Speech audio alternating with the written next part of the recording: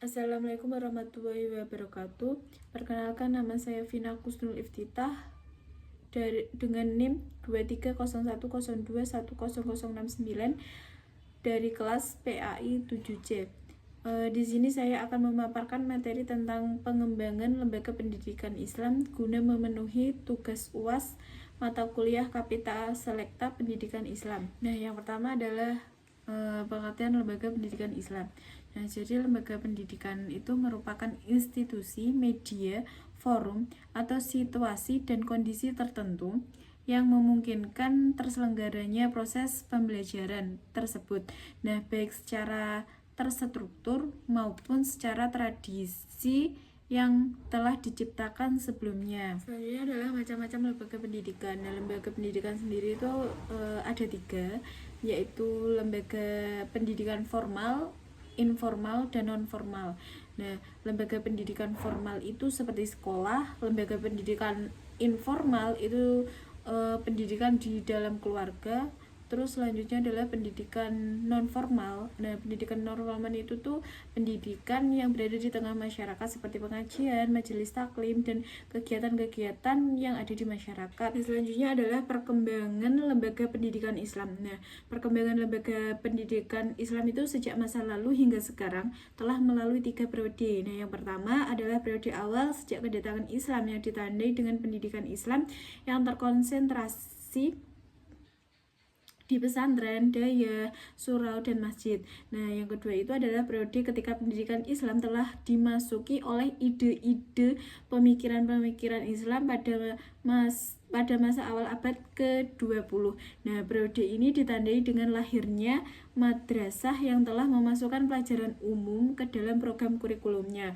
Terus yang ketiga itu adalah periode lahirnya perguruan tinggi Islam dan pendidikan Islam yang terintegrasi ke dalam sistem pendidikan nasional. Kondisi lembaga pendidikan Islam di Indonesia secara umum masih ditandai dengan berbagai kelemahan, antara lain, yang pertama adalah lembaga pendidikan Islam belum memiliki sumber daya manusia, manajemen, dan dana pendidikan yang handal. Yang kedua, lembaga pendidikan Islam masih belum mampu mewujudkan secara optimal cita-cita ideal Islam, yaitu memberi rahmat bagi seluruh alam. Nah, yang ketiga adalah lembaga pendidikan Islam belum mampu mewujudkan ajaran Islam secara transformatif, yakni menciptakan masyarakat Islam yang substantif dan filosofis tanpa terjebak dalam ajaran agama yang formalistik. Nah, yang keempat adalah lembaga pendidikan Islam belum mampu mewujudkan masyarakat madani, yaitu masyarakat yang menjunjung tinggi nilai-nilai kemanusiaan seperti nilai keadilan, kebersamaan, kederajatan, komitmen, kejujuran, dan sebagainya. Nah, yang terakhir adalah output yang dihasilkan oleh lembaga pendidikan Islam belum sepenuhnya sesuai dengan harapan masyarakat luas, sehingga sedikit banyak menyebabkan terjadinya kesenjangan antara lembaga pendidikan Islam dengan masyarakat.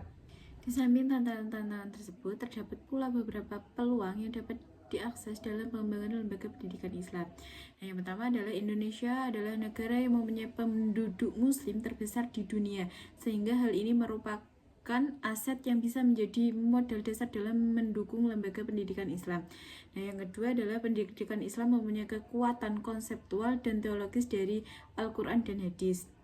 Terus yang ketiga adalah pemerintah telah mendukung umat Islam untuk mengembangkan lembaga pendidikan Islam melalui Undang-Undang Sistem Pendidikan Nasional Nomor 20 Tahun 2003 sebagai kelanjutan dari SKB 3 Menteri tahun 1975 tentang peningkatan mutu pendidikan pada madrasah. Nah, yang keempat adalah Indonesia termasuk negara yang memiliki jenis dan jenjang pendidikan Islam yang paling beragam bila dibandingkan dengan negara-negara lainnya. Selanjutnya adalah strategi pengembangan lembaga pendidikan Islam. Strategi pengembangan lembaga pendidikan Islam itu ada 3.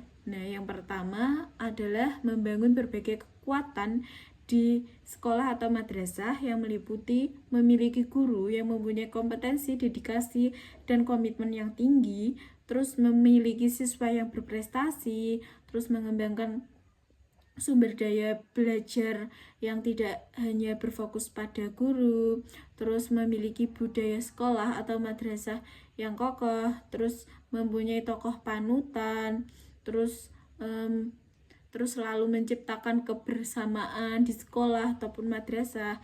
Terus strategi pengembangan lembaga pendidikan Islam yang kedua yaitu memperkuat leadership atau kepemimpinan dan manajemen sekolah atau madrasah. Dan yang terakhir, dan strategi yang terakhir adalah membangun pencitraan sekolah atau madrasah. Cukup sekian pemaparan materi tentang pengembangan lembaga pendidikan Islam. Apabila ada kesalahan kata, mohon maaf. Wabillahi taufiq wal hidayah. Wassalamualaikum warahmatullahi wabarakatuh.